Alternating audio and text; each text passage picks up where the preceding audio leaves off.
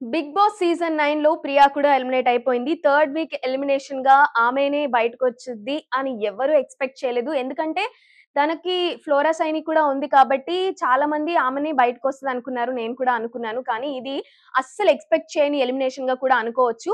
కానీ సంజనాదైతే అందరం ఎక్స్‌పెక్ట్ చేసాము. ఆమెని సీక్రెట్ రూమ్‌లో ఉంచుతారు అండ్ లోపలికి వెంటనే పంపించేస్తారని కూడా అందరికీ అర్థమైపోయింది. నాకు కూడా. హలో! నమస్తే. Welcome to Telugu 360.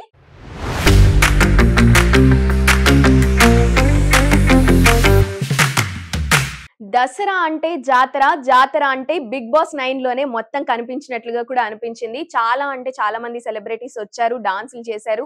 Alekhya Harika already big boss కంటెస్టెంటే. ఆ అమ్మాయి కూడా వచ్చి తన 'కోయిల' సాంగ్‌కి డాన్స్ చేసింది. చాలా అనిపించింది. ఇంకా మిగతా ప్రమోషన్స్ యాజ్ ఇట్ ఈస్ జరుగుతూ ఉంటాయి కాబట్టి ఎవ్రీ సీజన్‌కి ప్రమోషన్స్ చేసుకోవడానికి.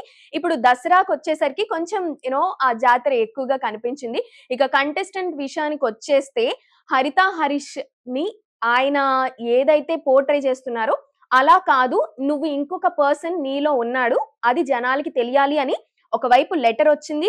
ఇంకొక వైపు నాగ్ సార్ చెప్తూనే ఉన్నారు. మరి ఈ వీక్ నుంచైనా ఏమన్నా ప్రోగ్రెస్ ఉంటుందేమో హరిత హరీష్‌లో చూసుకోవాలి. ఇప్పటి వరకైతే అందరితో గొడవ పడుతూ అవన్నీ చేశారు. అండ్ నాగ్ సార్ ఇచ్చిన లీడ్ ఏంటి అంటే అతను అన్ని సీజన్‌లు చూసి, ఆ సీజన్‌లో ఎవరు ఆట తీరు ఎలా ఉంది చూసుకొని, ఎవరు ఎలాగా మాట్లాడితే బిగ్ బాస్ టార్గెట్ చేస్తారు. బిగ్ బాస్‌కి మనం కనిపిస్తాము. కంటెంట్ వస్తుంది. ఇలాంటివన్నీ స్ట్రాటజికల్‌గా ఆలోచించి గేమ్ ఆడుతున్నారు అని చెప్పేసి నాగ్ సార్ కుండబద్దలు కొట్టేసారనమాట. అది మాత్రం ఎపిక్ అనుకోవచ్చు.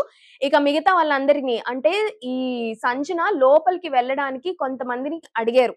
ఇది తాను లోపలికి రావాలి అంటే కొంతమంది కొన్ని వదులుకోవాలి అన్నట్లుగా. అలాగా ఇమాన్యుయల్‌ని కెప్టెన్సీ నుంచి తీసేయమని చెప్పారు. అరక్షణం ఆలోచించకుండా కెప్టెన్సీని అలా ఇచ్చేసాడు.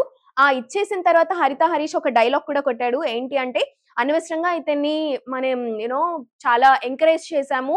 చాలా సపోర్ట్ చేసాము కెప్టెన్సీ టాస్క్ గెలవడానికి.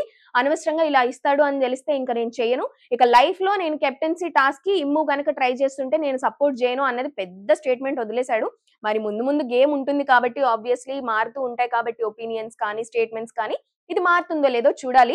ప్రస్తుతానికైతే ఇందులో థర్డ్ వీక్‌కి సంబంధించి ఎవరు కెప్టెన్ ఉండాలి అన్న దానికి కెప్టెన్సీ టాస్క్ అయిపోయింది.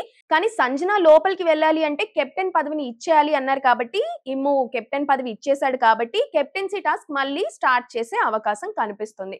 సో, ఖచ్చితంగా ఈరోజు, రేపు అంటే మండే, ట్యూస్‌డే ఖచ్చితంగా కెప్టెన్సీ టాస్క్‌కి సంబంధించిందే టాస్క్‌లుంటాయి కాబట్టి, ఈ టాస్క్‌లు ఇమ్ము గెలుస్తాడో లేదో చూడాలి. లాస్ట్ వీక్ కూడా ఇంచుమించు ఇలాంటి సిట్యుయేషనే అయింది. కెప్టెన్సీ టాస్క్ గురించి 2 సార్లు గొడవ పడాల్సొచ్చింది. ఇప్పుడు కూడా ఈ 2 సార్లు ఈ టాస్క్ ఆడే ఛాన్స్ అయితే కనిపిస్తుంది. ఇందులో కూడా ఇమ్ము గెలుస్తాడో లేదో చూడాలి మరి. ఇక కెప్టెన్సీ టాస్క్ వచ్చేసరికి ఎవరు ఆడాలి కెప్టెన్సీ టాస్క్‌లో అనేది డిసైడ్ చేసేసారు నాగ్ సార్. ఎవరికైతే వాయిస్ మెయిల్స్ కానీ, లెటర్ కానీ వచ్చాయో వాళ్ళు మాత్రమే ఈ కెప్టెన్సీ టాస్క్‌లో అర్హులు అని కూడా చెప్పేశారు. అందులో రీతు, తనూజ, డిమాన్ పవన్, ఇమాన్యుయల్, హరిత హరీష్ ఈ 5గురు కూడా ఉన్నారు. మిగతా హౌస్ మేట్స్ కనుక ఈ కెప్టెన్సీ టాస్క్‌లో పాల్గొనాలి అంటే మళ్ళీ దానికి అర్హత సాధించడానికి ఏదో ఒక టాస్క్ పెట్టాలి. మరి పెడతారో లేదో చూడాలి. ప్రస్తుతానికైతే ఈ 5గురు ఉన్నారు కాబట్టి ఈ 5గురినే కెప్టెన్సీ టాస్క్‌కి పోటీ చేయబోతున్నారు. ఇక ఇమ్మో ఆల్రెడీ కెప్టెన్ బ్యాడ్జ్ ఇచ్చేసాడు కాబట్టి మళ్ళీ తనకి కెప్టెన్ బ్యాడ్జ్ వస్తుందా లేదా చూడాలి. ఐ థింక్ రీతుకి కావాల్సిన మెసేజ్ వాళ్ళ మమ్మీ తరపు నుంచి వచ్చింది అని నాకు అర్థమైంది. మరి ఆమెకు అర్థమైందో లేదో తెలీదు. చాలా స్ట్రగుల్స్ ఫేస్ చేసి ఒక్కదానివే స్ట్రాంగ్‌గా నుంచొని ఇప్పటి వరకు గేమ్‌కి వెళ్ళావు. అక్కడ కూడా ఒక్కదానివే ఆడు అన్నట్లుగా ఒక చిన్న హింట్ ఇచ్చారు వాళ్ళ మమ్మీ. మొత్తం అంతా కూడా రివీల్ చేయలేదు. నేను నిన్ను తప్పుగా అనుకుంటున్నాను అన్నది కూడా అంశం కాదు అన్నట్లుగా కూడా వాళ్ళ మమ్మీ చెప్పడం జరిగింది. మరి కమింగ్ వీక్స్‌లో ఏమన్నా ఇంప్రూవ్‌మెంట్ ఉంటుందా? ఏమన్నా ప్రోగ్రెస్ ఉంటుందా? వాళ్ళ మమ్మీ ఇచ్చిన హింట్స్‌ని అర్థం చేసుకుందా? లేదా? అనేది తెలుస్తుంది. అండ్ ఈరోజు డిమాన్ పవన్ కొంచెం చాక్లేట్ ఇవ్వమనంగానే ఇచ్చేసాడు. ఇచ్చిన వెంటనే కూడా తను చాలా కోల్డ్‌గా రియాక్ట్ అయింది. నాగ్ సార్ అప్పుడే అడగడం కూడా జరిగింది. అప్పుడు డిమాన్ పవన్ అన్నాడు కూడా నాకు చాలా ఎఫెక్షన్ ఉంది తన పైన. ఒక మంచి బాండ్ ఉంది. ఆ బాండ్‌ని కంటిన్యూ చేద్దాం అనుకుంటున్నా అని చెప్పేసని అన్నాడు. అప్పుడు ఆమె ఏమి రియాక్ట్ అవ్వలేదు. నెక్స్ట్ మినిటే డిమాన్ పవన్‌కి వాళ్ళ డాడ్ దగ్గర నుంచి కాల్ రావడంతో వాళ్ళ నాన్న మాట్లాడుతున్నప్పుడు చెయ్యి పట్టుకునే ఉంది.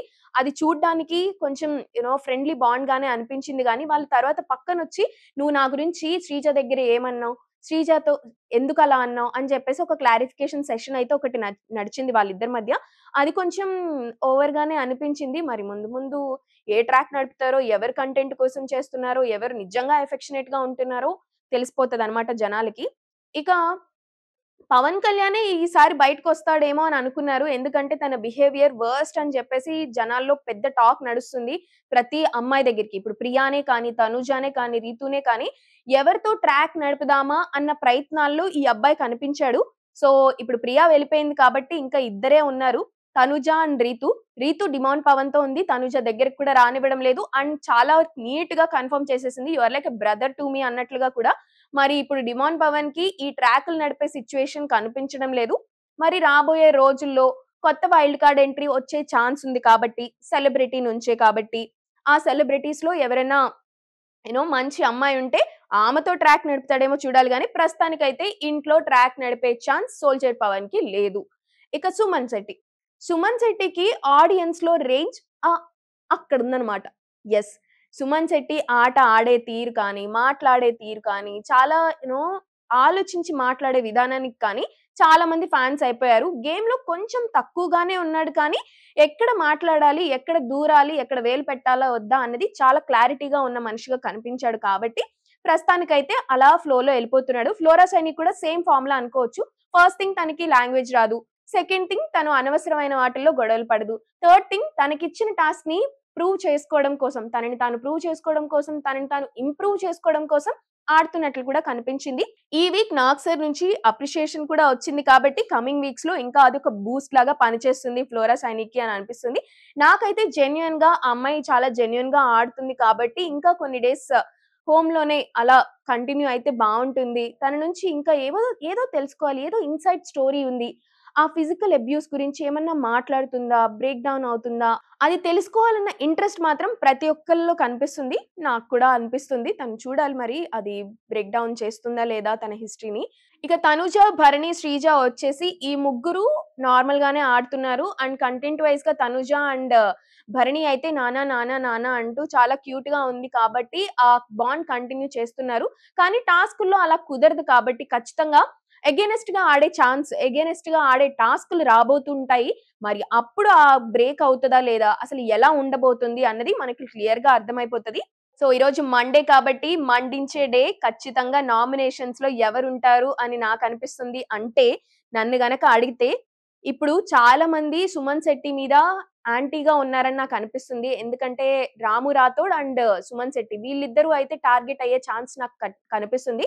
ఇంట్లో చూసిన కొన్ని పరిణామాలను చూస్తే మరి ఈసారి ఎక్కువ నామినేషన్స్ ఎవరికి పడతాయో రేపు తెలుసుకుందాం.